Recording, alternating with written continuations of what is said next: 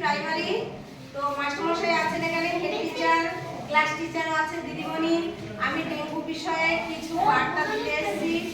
আর যেগুলো বলি যে সবাই বাচ্চারা তোমরা বাড়িতে মা বাবাকে বলবে সপ্তাহে একদিন জমা জল ফেলতে বলেছে স্কুল থেকে, দিদিমণি বলে দিয়েছেন, মাস্টারমশাই বলে দিয়েছেন, ডেঙ্গু দিদিমণিরা এসেছিলেন ওনারাও বলে দিয়েছেন।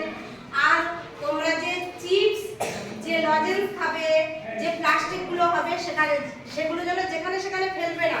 ডাবকে, নারকেলকে, যেগুলো বাটি, ভিমবারের বাটি, সাবানের, সেগুলো যেখানে সেখানে ফেলবে না।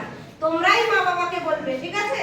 ছাদে যদি ফুলের টব থাকে সেগুলোও বলবে, এখন বর্ষা হচ্ছে, সেগুলো 7 দিন অন্তর জন্য সেই জলটা ফেলে দেওয়া হয়।